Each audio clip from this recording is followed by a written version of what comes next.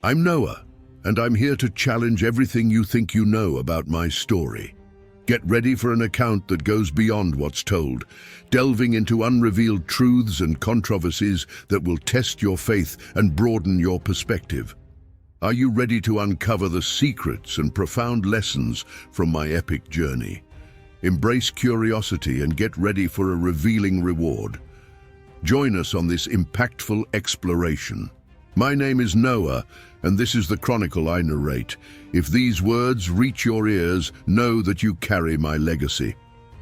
Today, I share with you an episode of epic proportions, a tragedy that redefined the contours of our existence. In a world ravaged by a disaster of unimaginable magnitude, only my family and I endured, the last bastions of humanity. We lived through an almost unbelievable scenario. We are the sole survivors amidst a desert of destruction and desolation. All others perished, and the magnitude of this catastrophe transcends comprehension.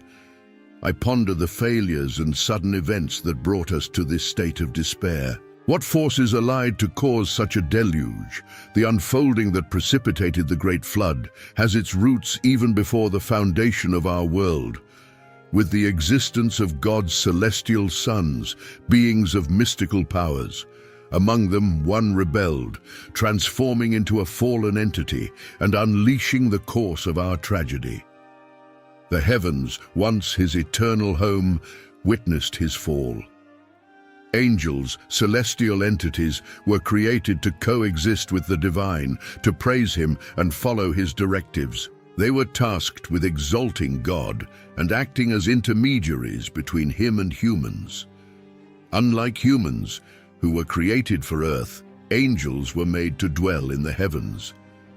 These celestial beings, the angels, chose to forsake their celestial abode, leaving behind their point of origin and descending into our world, driven by their own intentions.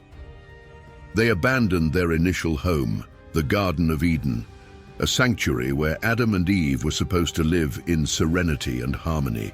Satan then launched his first offensive against divine sovereignty on earth, leading Adam and Eve into sin and the consequent curse. This curse still falls upon my family, making agriculture and sustenance arduous tasks. Cursed is the ground because of you. Through painful toil, you will eat food from it all the days of your life. It will produce thorns and thistles for you, and you will eat the plants of the field.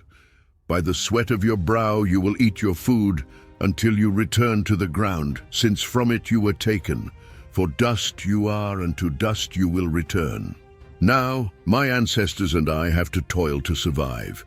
Disappointed with the transgression, God decreed that they could no longer dwell in Eden.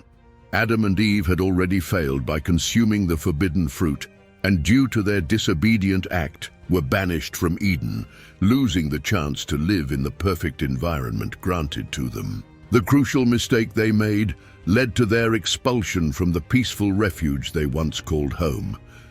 Adam and Eve bore descendants, including Cain and Abel. With the increase of their offspring, the dawn of civilization was seen. As the descendants of Adam and Eve multiplied, married and formed their own families, the world population began to expand.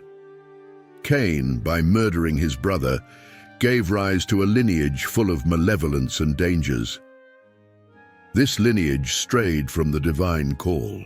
On the other hand, Eve conceived Seth, marking the beginning of a new, virtuous legacy. Humanity diverged, the wicked lineage of Cain and the virtuous lineage of Seth. As the inhabitants of the earth multiplied, so did evil and sin. Acts of cruelty, deceit, theft, and homicide became commonplace. During this era, humans enjoyed incredible longevity, living for centuries. It was a distinct period, a time when men maintained a strong connection to their origins, while the world remained purer and untouched. Adam, the patriarch, reached the age of 930, a longevity that seems inconceivable to us today. He and his descendants lived extraordinarily long lives, perpetuating a legacy that intertwines with the fabric of time and human existence. Seth, reaching 912 years, and his descendant Enoch, who lived 905 years, exemplify the extraordinary longevity of that era. As generations succeeded one another, each patriarch passed down essential knowledge to their descendants: the cultivation of the land, the care of animals, and the path to a spiritual connection with God. This lineage held a unique aspect, bearing within it the inheritance of the initial union between humans and celestial beings. Despite their prolonged lives and accumulated wisdom, these ancient humans were not immune to the challenges common to our condition, facing feelings such as envy, anger, and occasionally conflicts. However, one individual stood out: my great-great-grandfather Enoch, notable for his unparalleled connection with the divine. Enoch is revered in our family history as the man who transcended earthly mortality, a being who cultivated a relationship of profound respect and love with God, a rarity even among his virtuous contemporaries. His story inspires and illuminates our legacy, emphasizing the power of faith and spiritual communion. He manifested this divine connection through his unwavering fidelity and fervent passion. Such commitment made him a conduit for immense divine power, being bestowed with significant demonstrations of this force throughout his existence. Enoch's exceptional faith allowed him to foresee future events with surprising accuracy. He even foresaw the future judgment of the Lord, warning about it well before its realization. Upon reaching 65 years, Enoch begat Methuselah, my grandfather, whose name carried a foreboding: when he dies, it shall happen, foretelling significant events. As time passed, tribes and clans began to form, each linking their lineage to one of the founding patriarchs. These communities progressed, colonizing new territories and establishing their roots. As the population grew, so did their needs and ambitions. Traditional activities of herding and agriculture were no longer sufficient to meet everyone's needs, driving the search for new occupations. Families expanded into tribes, and individuals adopted various professions, from craftsmen to sages, marking the dawn of civilization and the beginning of complex social structuring, where each contributed their unique skills for the collective good. Now, 10 generations after Adam, we continue to face adversities, as the land still bears the effects of the curse imposed on Adam. Our days are marked by the challenge of ensuring sustenance and caring for our families in an environment that demands more and more from us. My father, Lamech, lived 182 years before conceiving me. He gave me the name Noah, prophesying that I would bring comfort and solace to our people who suffered greatly under the curse that afflicts the land. This is my legacy. I was born with the mission to offer relief. We find ourselves in an era marked by wickedness, exacerbated by the presence of the Nephilim, extraordinary beings who do not resemble ordinary mortals, with their superhuman strength and imposing stature, exacerbating earthly tribulations. These creatures, though admired and even revered, distanced humanity from the true divine essence, becoming symbols of dangerous fascination. However, they were symbols of a world plunging deeper into disorder and iniquity. As the human population expanded, the daughters of men attracted the attention of the sons of God, the fallen angels, who chose and married some of them, giving rise to the Nephilim. These rebellious angels, in their desire for human women, begot a race of giants, exacerbating earthly corruption. These hybrid beings, products of an unnatural crossbreeding, were the valiant and renowned men of yore. Thus is the world in which I dwell, an environment dominated by giants and Nephilim, permeated by wickedness. The Lord saw that human iniquity was vast, and that evil pervaded every thought and intention. The land has become a stage of wickedness, violence, and moral depravity, far from being a refuge of peace or kindness. Picture a dark world where creatures are dominated by voracious desires in an incessant quest for satisfaction, far from any virtue or justice. This is the daunting and challenging scenario we face, crying out for redemption and hope amidst the chaos. In this scenario, people follow their selfish desires, completely disregarding the well-being of others. Values such as honesty, integrity, and kindness are undervalued and often misinterpreted. Conversely, deceit and manipulation become common strategies to achieve personal goals. Society appears individualistic, where the notion of community crumbles in the face of selfishness and wickedness. In this context, families, which should be havens of affection and support, transform into scenes of disloyalty and betrayal. Neighbors stop looking out for each other, opting instead to take mutual advantage. Governments fail to be pillars of justice, perpetuating the domination of the strong over the weak. Faced with this reality, God perceived the extent of human depravity, its moral and spiritual decline. The divine sorrow in the face of the state of his creation is immeasurable, as if a father were devastated by the path taken by a child, but on an infinite scale. Faced with this grim panorama, God resolved to intervene, contemplating the eradication of life on earth, not only humans but also animals, reptiles and birds, for human sin caused immense pain. God's displeasure at humanity's actions was so intense that the only solution seen was the radical renewal of the world sunk in disorder. Despite the imminent judgment, I found favor before the Lord, spared by his sovereign grace in an act of divine mercy. The entirety of human intentions was invariably evil, a revealing truth about the state of pervasive corruption in human nature.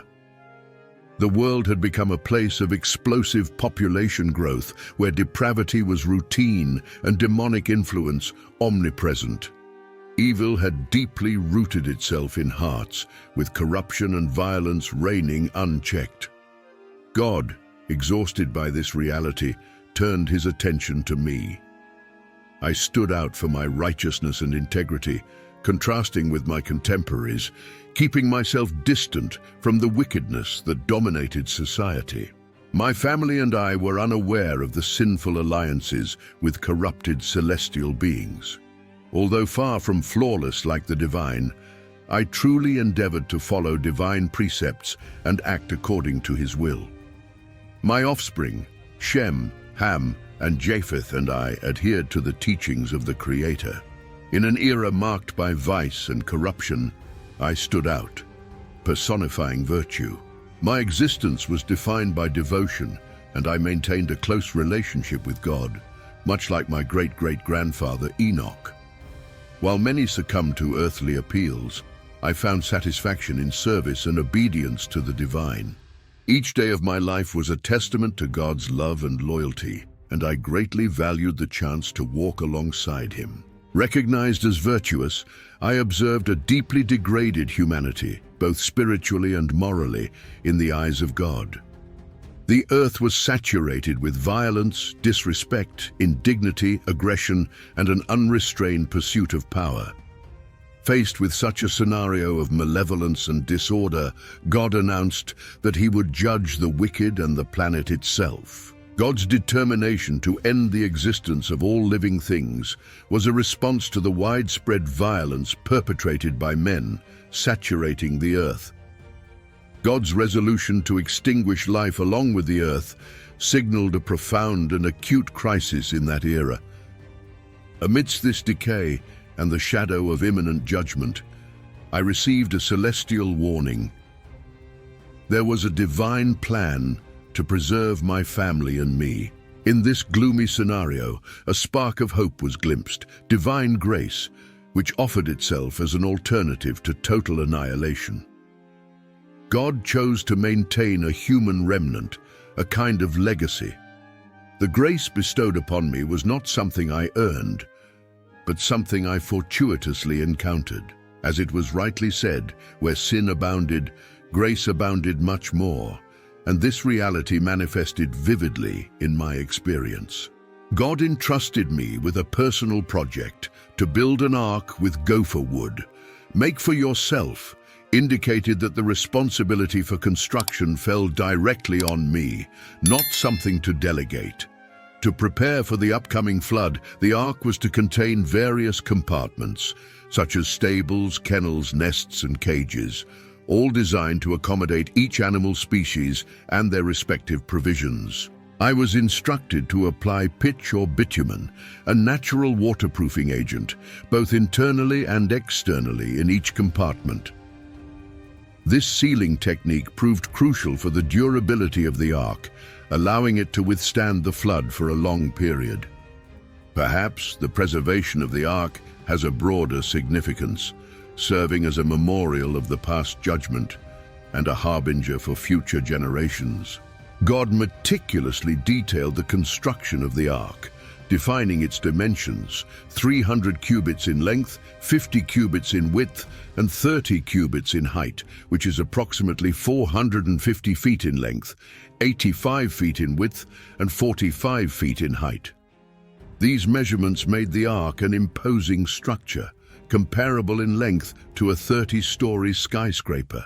The ark indeed was not designed as a conventional vessel, but rather as a large barge, optimized to float without being intended for navigation.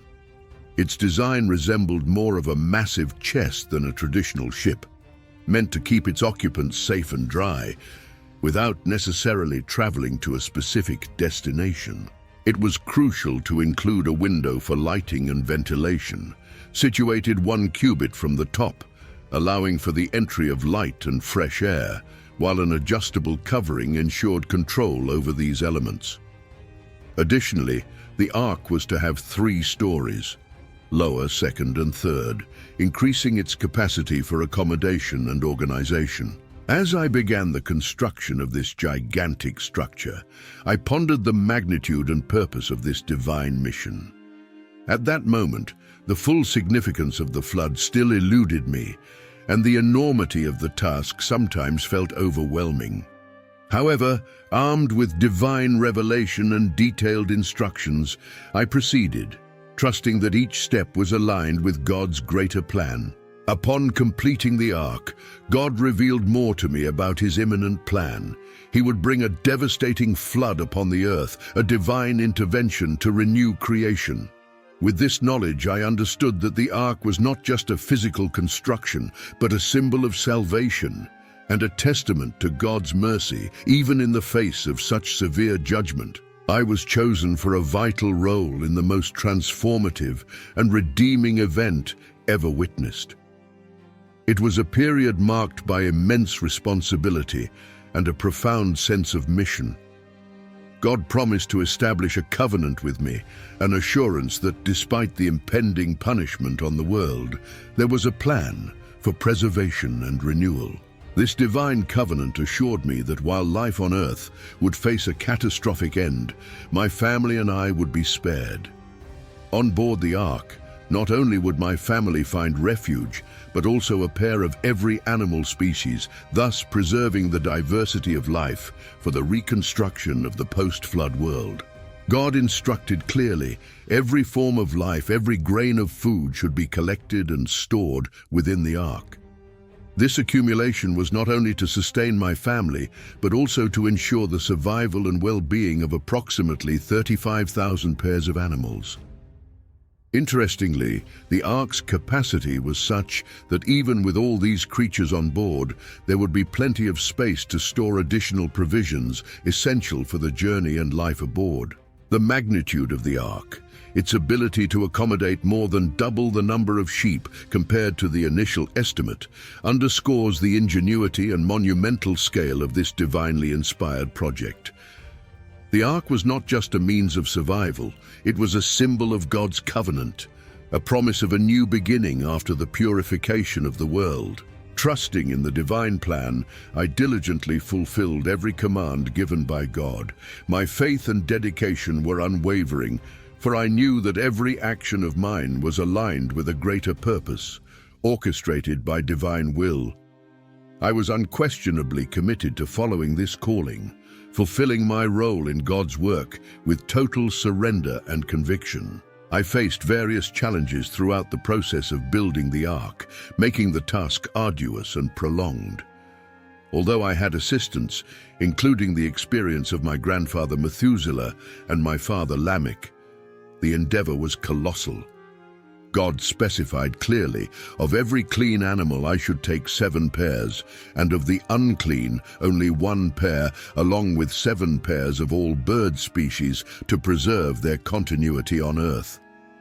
The announcement that in 7 days a reign of 40 days and 40 nights would begin, destined to extinguish all life, imposed urgency on my mission. Faithfully fulfilling divine instructions, I devoted myself to the construction of the ark, a project that spanned approximately 120 years. This long period was not just manual labor, but also an opportunity to interact with people, warning them about the impending judgment. My preaching, embedded in the very construction of the ark, served as a tangible testimony of faith and obedience. Despite my warnings about the need for repentance and justice, the warnings were widely ignored. The construction of the ark, more than a physical work, symbolized a call for justice amidst a world inclined to iniquity. Indifference was widespread. While I built a refuge for the impending flood, life around continued in festivities and indulgences, with people immersed in their satisfactions and oblivious to the divine call. Despite the widespread refusal to recognize and react to God's warning, I continued with my mission, shaping not only a vessel, but erecting a monument to perseverance in faith and commitment to righteousness.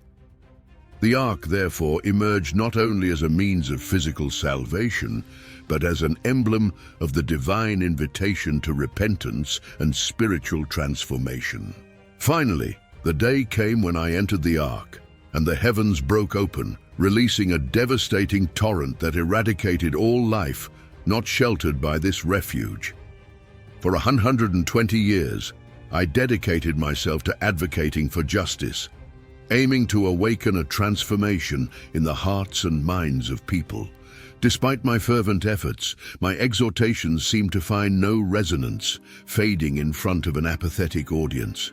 As I built the ark, I reflected on humanity, which 1600 years after creation had reached extraordinary milestones in innovation and civilization.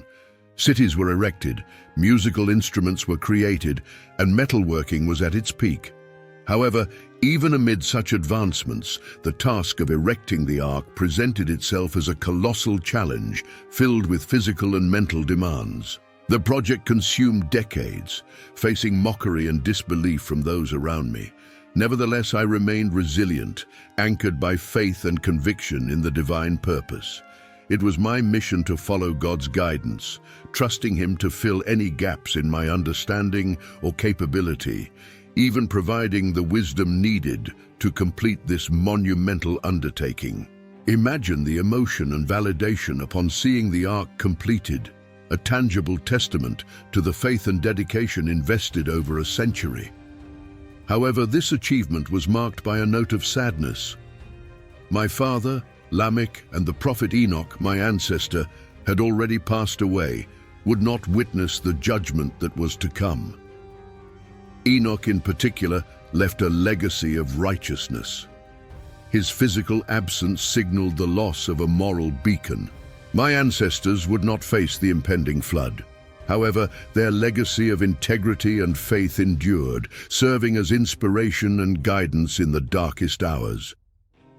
In this moment of radical transformation, as humanity faced divine judgment, I reflected on the weight of responsibility, on the continuity of life, and on the importance of every choice made in the path of obedience to God. The momentous day arrived, marking the end of an era for my generation. Most of those I had shared my life with would face their final destiny at that moment. God then directed me to enter the ark, along with my family, for in His eyes, only I had acted with righteousness in this generation. Essentially, God was not just in the ark. He was inviting me to join him there, symbolizing his presence and protection with us in that singular refuge, while the flood consumed all other earthly lives. It was an unprecedented experience, eternally engraved in my memory. There inside the ark, surrounded by animals and the divine presence, only my family shared that enclosure. Imagine the anguish of knowing that everyone who had grown up and lived with you would perish. Despite my efforts to warn them, that was the day I would lose everyone except my closest loved ones. The interior of the ark was a whirlwind of sounds, each creature emitting its distinct call. After years of effort and dedication in building the ark, the project came to an end. The animals, guided by a divinely instigated migratory instinct, entered the ark in pairs, a phenomenon that no human effort could orchestrate, only the hand of God. It was indeed a singular moment. My father, Lamech, was no longer with us, having passed away 5 years earlier. Perhaps it was divine providence that Enoch, Methuselah, and Lamech concluded their journeys before the flood. There I was, without these pillars of faith, yet steadfast in the righteousness that God recognized in me. In the years leading up to the flood, my life was marked by active obedience. I not only believed in the divine warning of the impending flood, but also acted according to God's instructions, diligently preparing myself. When the order to enter the ark came, the public's reaction was one of ridicule and mockery. I was the crazy old Noah in their eyes. But my conviction remained unshaken, anchored in faith and trust that I was following the path determined by God. Disbelief was widespread. Many scoffed at the idea of a flood, questioning how such a catastrophic event could occur. However, the scriptures narrate that indeed the waters came, as ordered by God. At the decisive moment, it was the Lord himself who sealed the entrance of the ark, not only isolating me and my family from the devastating waters, but also ensuring our survival. The same water that engulfed the earth was the force that lifted the ark, guaranteeing the preservation of life sheltered within it. In the 600th year of my existence, I witnessed this phenomenon. The waters submerged the earth, encompassing mountains and eradicating every form of life not protected by the ark. On board were myself, my offspring, my wife, and the wives of my sons, along with the animals, both the pure and the impure, the birds and all creeping creatures, all summoned by God, entering the ark in pairs, obeying the divine command. 7 days after our entry, the rains began, marking the onset of the flood as predicted. It was on the 17th day of the 2nd month of that year that heaven and earth converged in calamity. The springs of the great deep opened, and the windows of the sky were thrown open, unleashing 40 days and nights of incessant precipitation. This wait, these 7 days before the rain, were a pinnacle of faith, the epilogue of over a century of dedication and hard work. When the heavenly floodgates and abyssal springs were unleashed, not only did water fall from the sky, but the earth also shifted, submerged under a deluge force accompanied by dramatic geological transformations. This period was an interlude of trial and purification, a threshold between the old world and the advent of a new existence. In the ark, we were sheltered, my family, the animals in their multitude of species, all beings in whom the breath of life resided. We entered as instructed by God, and the divine hand that closed the door behind us not only ensured our salvation, but also symbolized the fulfillment of the divine plan. Everything unfolded exactly as predicted. The flood was not just a manifestation of divine judgment, but also an act of renewal and hope, promoting the continuity of life on a purified earth. God took the reins at every step of this monumental process, demonstrating that the decision of who would be saved or not rested solely upon him. Until the last moment before the flood, the door of the ark remained open, a symbol of opportunity and divine mercy. But eventually it closed, marking the end of the chance for redemption for those outside the ark. For me and my family, the ark symbolized the ultimate vehicle of salvation, while for the rest of the world, it announced the verdict of condemnation. After decades of warning and preparation, those who did not enter were left to face judgment without hope of escape, as the Spirit of God ceased his pleading with humanity. When the devastating waters of the flood were unleashed, the ark, our refuge, was lifted above the submerged earth. The waters, intense and widespread, covered even the highest mountains, exterminating all life not preserved in the ark. This was undoubtedly an event of global proportions, with the waters rising more than 15 cubits above the highest elevations, ensuring that no mountain peak served as a sanctuary. Inside the ark, we experienced a singular peace, contrasting with the destruction unfolding outside. We were the sole survivors, preserved through a catastrophe that redefined earthly existence. The flood, lasting 150 days, not only reshaped the physical world, but also underscored the gravity of divine judgment and the seriousness of sin. After the flood's conclusion, we emerged to a transformed world, bearing the weight of initiating a new era for humanity and life on earth. God's faithfulness was proven, his promises fulfilled, and in that new beginning, filled with promises and challenges, we remained witnesses of divine justice, mercy, and the promise of a new covenant between God and his creation. God renewed his attention to me and to all living beings accompanying me in the ark. He decided to act significantly in our lives. A wind blew over the earth, and the waters began to recede. God's constant presence sustained us every day in the ark. But at this specific moment, he intensified his focus on us, as if rediscovering us. Locked in the ark for countless days, I felt, at that appointed moment, that God was considering me once again. Amid a catastrophe of such magnitude, it is common to feel small and downtrodden. However, we must remember that the God who orchestrated the cosmos and our existence has the power to calm even the stormiest seas. His understanding and strength transcend our comprehension. He is capable of overcoming any barrier, no matter how insurmountable it may seem. Although the force of nature may intimidate us, it is crucial to remember that no force is superior to the divinity that governs the universe.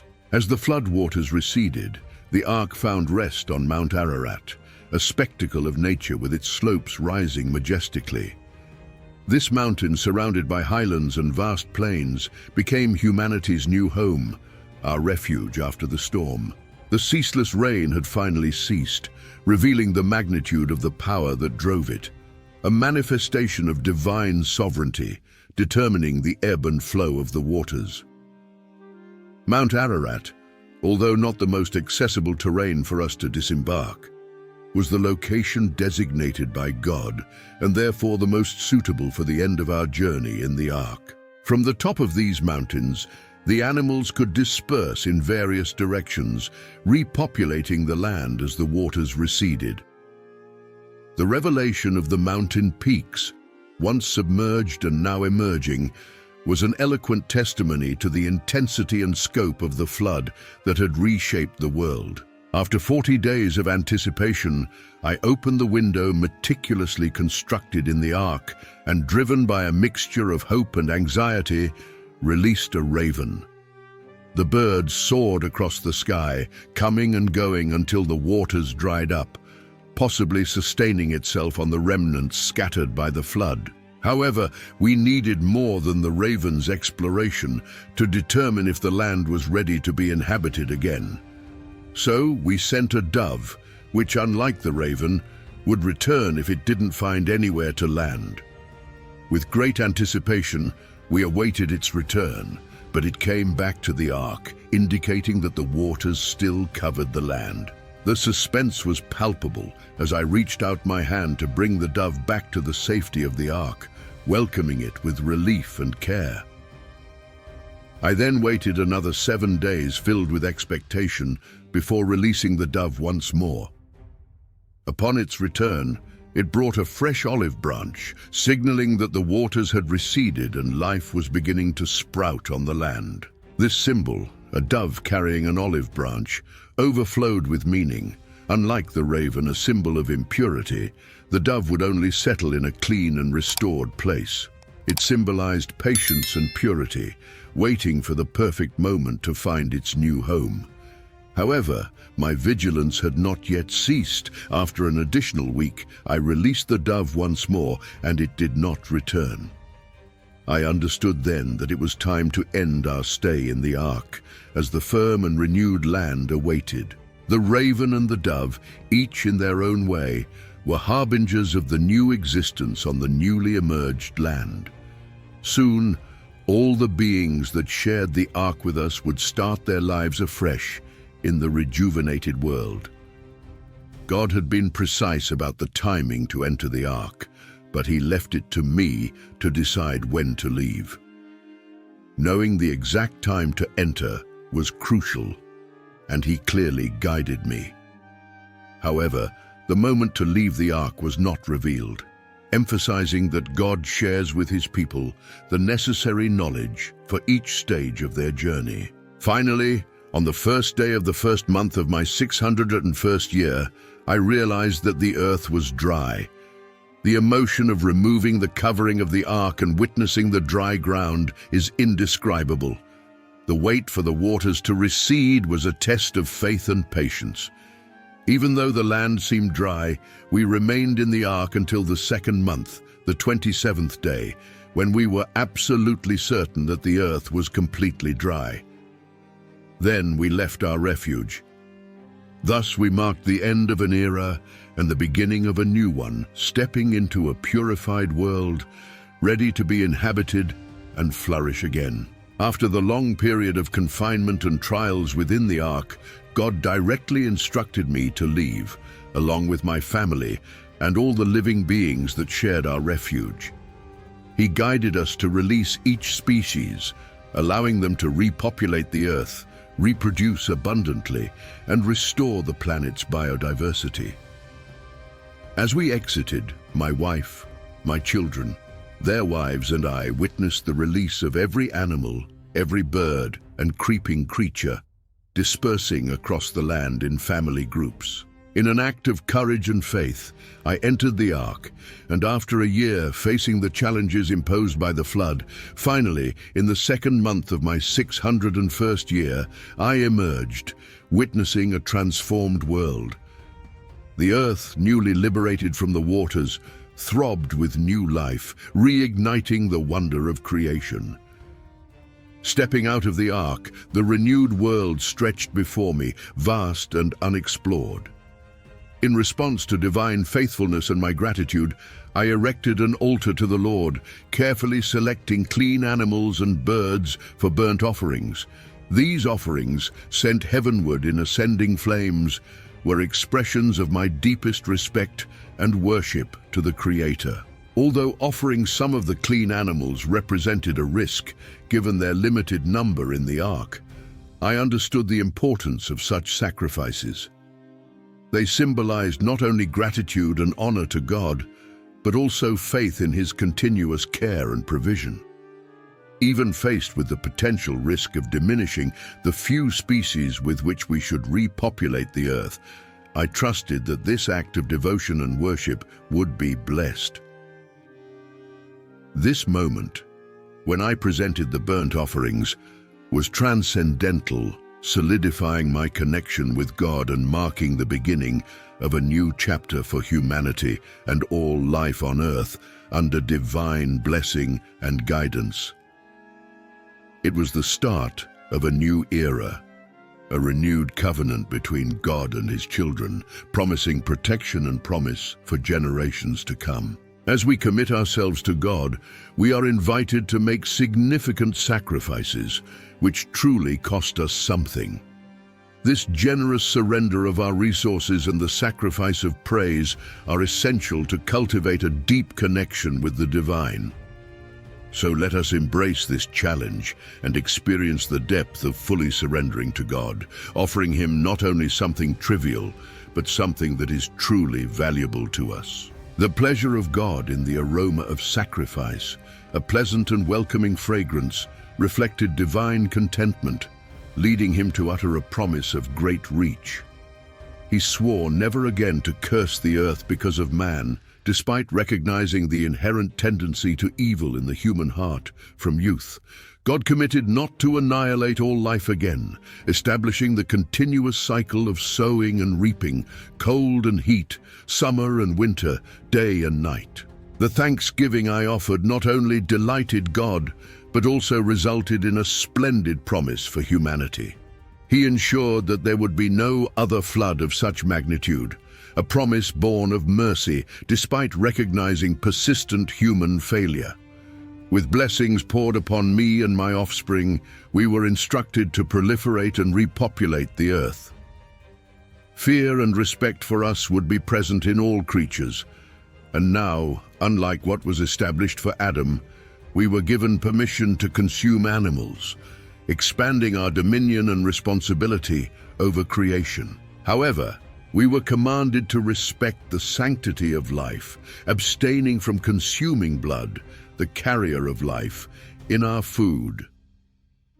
This new directive emphasizes the value of life and the need to respect blood, whether from animals or humans, recognizing it as the vital essence deserving the highest respect. In this new beginning, with a renewed mandate, we face a world full of endless possibilities, ready to fulfill our role in the restored order of creation. When blood is shed, it is more than mere loss of life. It is an act that touches the core of existence, for life is a sacred gift. In ancient times, some resorted to the consumption of blood, a practice disapproved by the Lord, who clearly stated the accountability for shed blood, whether of man or animal. God established an undeniable connection between life and blood, emphasizing that human blood, symbolizing life, should not be taken lightly. The divine commandment, "Whoever sheds the blood of man, by man shall his blood be shed," reflects the immeasurable value God attributes to human life, created in His image. With the earth now purified, God reiterated the call for us to be fruitful and multiply, an imperative need to repopulate and restore the earth. The command to be fruitful and multiply came with a divine promise. God would establish a covenant, not only with humanity, but with all forms of life and even with the earth itself. This covenant was symbolized by a rainbow, placed in the clouds as a perennial reminder of God's commitment to never again destroy life with a flood. When the rainbow appears, it is a tangible sign of this eternal covenant, reminding both God and us of His promise. This rainbow is not just a beautiful natural phenomenon, but a testament to God's mercy and ongoing commitment to His creation. It serves as a reminder for all generations that, despite humanity's failures, God remains faithful to His word, offering protection and constant care to all life on earth. This divine sign, the first rainbow, marked the beginning of a new era, where every living creature, every human being, every plant, and the earth itself were under God's renewed blessing and promise. Witnessing the first rainbow should have been a truly awe-inspiring experience, especially when understanding that God chose it as an eternal symbol of His loyalty and commitment. For you and for all of us, every rainbow that cuts across the sky is an invitation to remember this monumental narrative, recalling divine constancy and faithfulness. Each time a rainbow forms, it acts as a tangible reminder of God's promise, reflecting His everlasting covenant not only with me, but with all generations. This promise extends to you, reaffirming that God's peace and protection remain as steadfast today as in those early post-flood days. After the flood, I found myself on the threshold of a new world, unparalleled in human history, being the precursor of a new era for myself and my offspring. My sons, Shem, Ham, and Japheth, and their descendants were tasked with repopulating and cultivating the land, each playing a fundamental role in rebuilding the social and cultural fabric of humanity. However, I faced a personal trial that would leave lasting marks on my family. After planting a vineyard and experiencing the wine produced, a regrettable incident occurred involving my son Ham and my other two sons, Shem and Japheth. The way they handled my inadvertent vulnerability reflected their characters and had lasting consequences, affecting not only them, but also future generations. This episode, besides revealing human nature in its complexity, also underscores the importance of dignity and respect within the family and community. The attitude of Shem and Japheth, who chose to honor and not expose my vulnerability, starkly contrasts with Ham's actions, triggering a chain of events that would affect our descendants. Thus, the rainbow and my personal story teach us valuable lessons about divine faithfulness, human responsibility, and the intricate tapestry of choices and consequences that weave the human experience. Ham, my youngest son, chose to disrespect my paternal and divine authority by treating with levity what he witnessed in my tent. His attitude not only revealed a lack of respect for me, but also a disdain for the position I held as a servant of God. When I awoke from the stupor caused by wine and learned of the incident, I pronounced a curse upon Canaan, Ham's son, predicting that he would be the lowest of servants to his brothers. I blessed Shem, acknowledging the Lord's faithfulness to him, and declared that Japheth would be enlarged by God and dwell in the tents of Shem, while Canaan would serve them both. The verdict on Canaan was severe, reflecting the seriousness with which actions of disrespect and dishonor are viewed in the eyes of God. In this new post-flood world arose Nimrod, a man who made history, founding powerful empires and diverting many from God. The divine intention was for us to spread out and flourish upon the earth, but under Nimrod's influence, many chose a path contrary to God's plan, concentrating in the plain of Shinar. The construction of the Tower of Babel was a bold attempt to challenge God's will, but the Lord intervened, confusing their languages and dispersing the people, a reminder that divine designs cannot be thwarted by human will. Now, as I reflect on the end of my days, I recognize that my life was a testimony of faith. By faith, I warned of the impending flood, built the ark, and became an heir of the righteousness that comes by faith. My journey was not marked by doubts or hesitations in the face of God's word. On the contrary, it was defined by immediate and unwavering obedience. I am Noah, a man who lived according to God, maintained righteous relationships with others, and cultivated a deep sense of worship and reverence. My legacy, intertwined with faith and fidelity, serves as a vigorous reminder that actions have consequences and that the day of judgment draws near, reaffirming God's promise to deliver the righteous and judge sin. Together, we've uncovered profound secrets from the history of Noah. Want more impactful discoveries? Subscribe, like, comment, and share. Your action makes a difference and motivates us to explore more truths together. Stay with us for more transformative revelations.